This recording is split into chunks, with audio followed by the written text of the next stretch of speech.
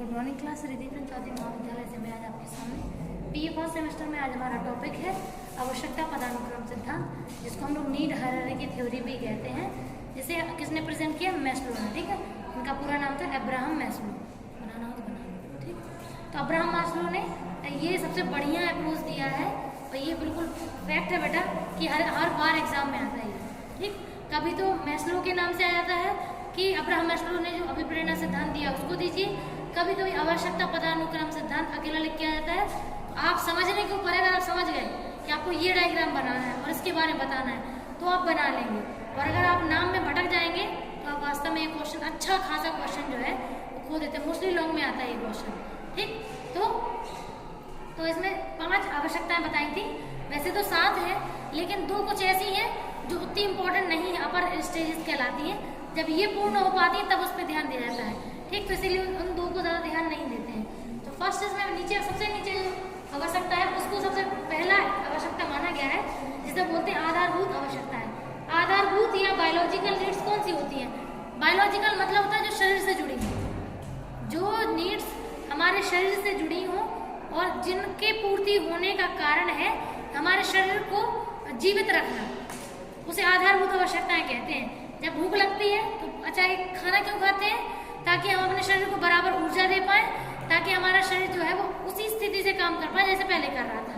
तो खाना खाना, पानी पीना, वायु लेना जो ऑक्सीजन में लेते हैं, ठीक, और उसके अलावा नींद लेना, नींद भी इम्पोर्टेंट है। आपने देखा होगा कभी 2 दिन जगे हो तो कैसा लगता है?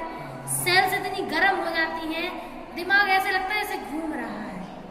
ठीक, ऐसा क्यों हो रहा है? क्योंकि वो सब आधारभूत आवश्यकता है मिस्टर। इनको आप ये सोचो कि जब नहीं कर रहा है पूरा काम चल जाएगा, बिल्कुल नहीं चलेगा। ये नीड तो आपको पूरी करनी पड़ेगी। ठीक, तो पहली आवश्यकता ये है भूख, प्यास, नींद, क्रोध और मलमूत्र त्याग करना। ये बेसिक नीड्स है जो हर व्यक्ति को पूरी करनी पड़ती है। अगर ये पूरी नहीं करेगा तो फिर वो निपट लेगा, है ना। सेकेंड है सुरक्षा की आवश्यकता। जब हम लोग अपनी आधारभूत आवश्यकताओं की पूर्ति कर पाते हैं उसके बाद ही हम ये सोच पाते हैं कि हमें सुरक्षा की आवश्यकता भी करनी है। जब तक, जैसे आपने देखा होगा, घर लोग तब तक नहीं बना पाते हैं जब तक उनकी जो भूख है, प्यास है, जब इसकी पूर्ति ना हो पा रही। जैसे मान के चलो दो व्यक्ति हैं, एक व्यक्ति 100 रुपये दिन कमाता है, उतने में उसका पूरा राशन आ जाता है दिन का। एक व्यक्ति 1000 रुपये दिन कमाता है, तो सुरक्षा की आवश्यकता के बारे में कौन सोच सकता है? दूसरा वाला, क्योंकि उसका एक्स्ट्रा पैसा बच रहा है जिसको वो अपने घर बनाने में सेव कर सकता है। ठीक, तो जिसकी इनकम ज़्यादा होगी वो ही आधारभूत आवश्यकताओं की पूर्ति करने के बाद सुरक्षा के बारे में सोचेगा। ऐसा नहीं होगा कि मान लो 100 रुपये दिन की इनकम है, वो सोच रहा है कि उसे घर बनाना है और ये पेट भरेगा तो घर बनाने के बारे में सोचेगा ना। ठीक, तो सेकेंड पॉइंट तब पूरा हो पाता है जब फर्स्ट पॉइंट पूरा होता है। ठीक, अब सेकेंड भी पूरा हो गया, मान लो हम सुरक्षित भी हैं, हम जिस घर में रहते हैं हम बिल्कुल सुरक्षित हैं, हमारे आसपास का वातावरण भी सही है। अब हम तीसरा सोचेंगे कि हमारे आसपास लोग हों, हमारी लाइफ में दोस्त हों जो हमारे जीवन में प्रेम और स्नेह बनाकर रखें। चाहते हो कि नहीं चाहते हो? चाहते हो ना। तो ये भी कब सोच पाते हैं बेटा? हम जब हम सुरक्षित होते हैं। जब तक हमारी सुरक्षित की आवश्यकता पूरी नहीं होती है तब तक हम ये सोच ही नहीं पाते कि हमारे आसपास लोग जो हमें प्यार करें, जिनसे हम अपने मन की बातें शेयर करें, ये सब कुछ हम नहीं सोच पाते हैं। ठीक, तो तीसरी आवश्यकता भी जब सोच पाते हैं जब पहली पूरी हो और दूसरी पूरी। जब तक ये 2 पूरी नहीं होगी तो तीसरी के बारे में हम नहीं सोच पाते। फिर होती है चौथी, आत्मसम्मान। आप जानते हैं आपके आसपास के लोग आपकी इज्जत करें।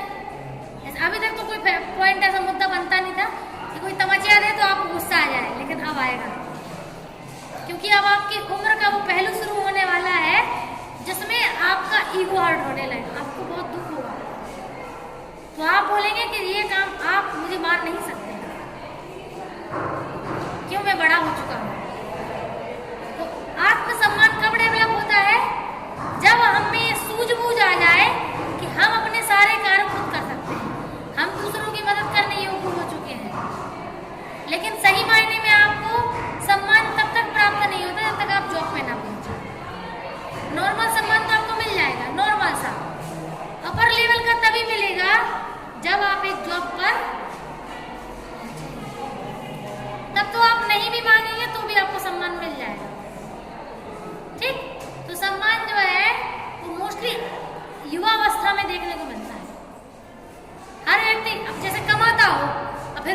इज्जत ना करता कोई तो गुस्सा नहीं आएगा, तो और ज्यादा आएगा।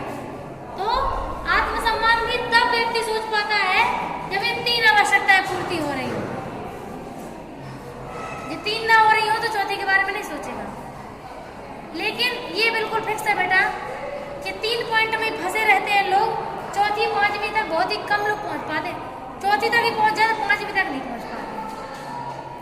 पांचवी आवश्यकता का मतलब होता है कि आप उतनी ही चीजों की का सेवन करें जितनी आवश्यक है।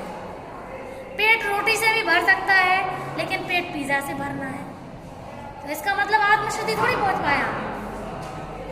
आत्मसिद्धि तक वही पहुंच पाए हैं जिनको ये पता है कि जितनी जरूरत उतना ही काम। अगर 2-3 जोड़ी कपड़ों से काम चल रहा है तो तब 20, 25, 30, 50, 100 जोड़ी कपड़ों की क्या जरूरत है? तब वही आत्मसिद्धि तक पहुंच सका। आत्मसिद्धि तक तभी पहुंचा जा सकता है जब हम उतने में ही खुश रखें जितने की जरूरत है वास्तव में, और ये भी बहुत कम लोग पहुंच पाते। 30-35 की उम्र तक पहुंचते पहुंचते ये तो समझ में आ जाता है कि ठीक है, खा लेंगे, पेट भर जाएगा, कोई जरूरत नहीं है एकदम टेस्ट के पीछे भागने का, कोई जरूरत नहीं है इतनी शॉपिंग करने का, ये तो एहसास हो जाता है। लेकिन फिर भी कहीं ना कहीं बाहर नहीं निकल पाते है ना। हमें जैसे हम भी देखा नहीं निकल पाओ इतनी आसानी से निकल पाओ, समझ रहे। तो आत्मसिद्धि तक बहुत ही कम लोग पहुंच पाए हैं। आपने गौतम बुद्ध जी का नाम सुना होगा, आपने महावीर जी का नाम सुना होगा, विवेकानंद जी का सुना होगा, और जो आपके रविन्द्रनाथ टैगोर जी इनका भी सुना होगा। ये सब लोग पहुंच चुके हैं आत्मसिद्धि तक, इसीलिए इनने उतनी ही चीजों की जरूरत, जितने की जरूरत उतना यूज किया है बस। ठीक, तो ये कॉमन चीजें हैं। ये नीचे की